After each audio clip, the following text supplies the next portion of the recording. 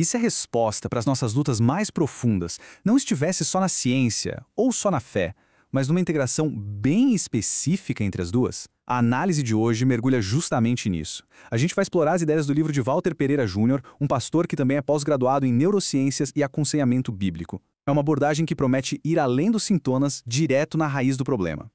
O nome do livro já entrega o jogo, né? Desvendando os mistérios da mente. A proposta aqui é bem ousada, olhar para a saúde mental, transtornos e emoções por duas lentes ao mesmo tempo. A promessa é oferecer um caminho para entender o sofrimento humano de uma forma que une a sabedoria da Bíblia com as ferramentas da ciência. Vamos ver como isso funciona.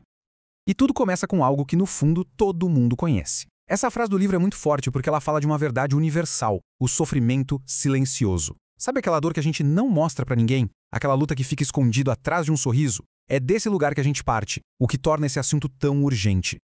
E essa realidade nos leva direto para a grande pergunta que o livro tenta responder. Pensa bem, com tanta opinião, tanta teoria, tanta informação conflitante por aí, onde é que a gente encontra um chão firme? Qual é a base realmente segura para começar a jornada da cura?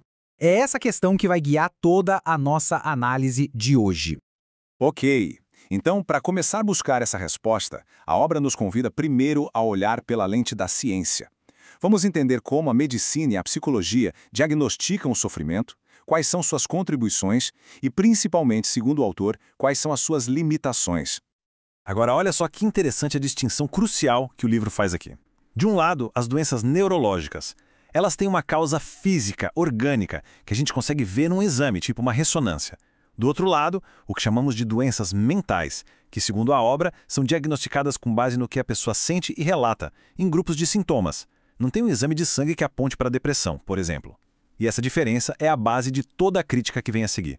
E aqui a gente chega num ponto bem delicado que a obra levanta. Ela questiona a solidez de manuais como o DSM, que é tipo a Bíblia da psiquiatria. O argumento é o seguinte: se para muitas dessas condições não existe uma causa biológica clara e comprovada, então o próprio fundamento do diagnóstico pode ser instável. E essa crítica não vem do nada, viu? O livro aponta algumas evidências. Por exemplo, o próprio líder da versão anterior do manual, o Dr. Allen Francis, se tornou um dos maiores críticos. Ele chegou a alertar para o risco de a gente transformar problemas normais da vida em doenças. A obra também cita a baixa confiabilidade de alguns diagnósticos e a famosa crise de replicação na psicologia, que colocou em xeque a validade de muitos estudos. Então, qual é o ponto aqui? É para jogar a ciência fora? Não de jeito nenhum. O autor deixa claro que a ciência é valiosíssima para aliviar o sofrimento, para estabilizar crises. Só que, segundo ele, essa atuação fica na superfície, nos sintomas. É como podar os galhos de uma árvore doente. Melhora a aparência, mas não trata a raiz.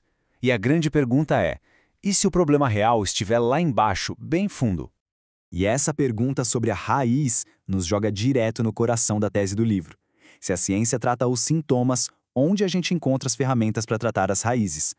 Agora a gente vai para a segunda parte, que foca na estrutura que a obra propõe como sendo a fundamental, a perspectiva bíblica.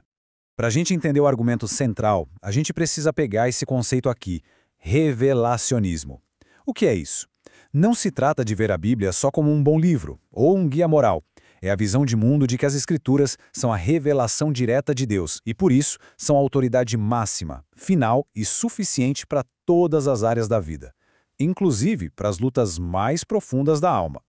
E essa tabela aqui, nossa, ela resume tudo de forma brilhante. De um lado, a psiquiatria e a psicologia focadas nos sintomas. O objetivo é estabilizar, aliviar a dor. Do outro, o aconselhamento bíblico que mira nas raízes. O objetivo aqui não é só melhorar, mas é transformação, é redenção, é encontrar um propósito maior no meio da dor. São focos bem diferentes.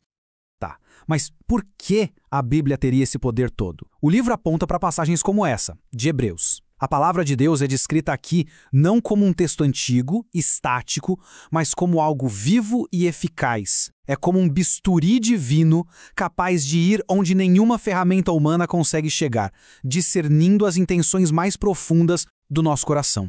O que a gente está vendo aqui, na verdade, é um choque de visões de mundo. De um lado, o cientificismo, que parte do princípio de que o ser humano é um animal evoluído e as emoções são química. Do outro, o revelacionismo, que vê cada pessoa como criada à imagem de Deus, com uma alma. e onde as emoções têm um significado moral e espiritual profundo. Esses pontos de partida diferentes levam a caminhos de tratamento completamente distintos. Ok, então temos esse choque de visões. A pergunta óbvia é, e agora? Elas podem trabalhar juntas? O livro diz que sim, mas não como iguais. Vamos ver agora como o autor propõe um modelo de integração em que esses dois mundos podem e devem colaborar. E aqui está o pulo do gato da proposta do livro. A integração acontece por hierarquia. A ciência não é a inimiga. Pelo contrário, ela é vista como um presente, uma dádiva de Deus. Mas, e esse mas é gigante, ela deve ser usada debaixo da autoridade total e final das Escrituras. A ciência se torna uma ferramenta, uma serva, e não a dona da verdade. E como é que isso funciona na prática, no dia a dia? O livro dá um roteiro ético. Em uma crise aguda com risco de vida, a prioridade absoluta é encaminhar para a estabilização clínica. Se tem suspeita de uma causa física, avaliação médica primeiro.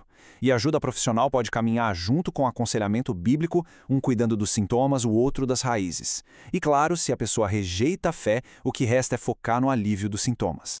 Depois de explorar a lente da ciência, a estrutura da fé e o modelo de integração, a análise nos traz de volta para aquela nossa pergunta inicial, nos fazendo pensar sobre onde a gente realmente deposita a nossa confiança para encontrar a cura. A conclusão da obra é bem direta. A ciência, sim, é uma aliada importante, uma dádiva. Mas para o autor, o único alicerce que aguenta o tranco, que oferece um caminho de cura completo para a pessoa inteira, corpo, mente, alma e espírito, é aquele que está fincado na palavra de Deus. É ali, segundo ele, que se encontram as respostas para as raízes mais profundas de todo e qualquer sofrimento. E a análise nos deixa com essa reflexão poderosa no ar. Não é uma resposta pronta, mas um convite para a gente pensar. Será que as explicações da ciência e da fé, quando colocadas na hierarquia correta, podem realmente se unir para oferecer um caminho mais seguro e mais completo para a alma que sofre? A pergunta fica. E assim, a gente fecha esse nosso mergulho na estrutura de pensamento dessa obra fascinante. Foi uma jornada que nos levou da crítica científica à centralidade da fé, sempre nessa busca por um alicerce seguro para a alma. Muito obrigado pela companhia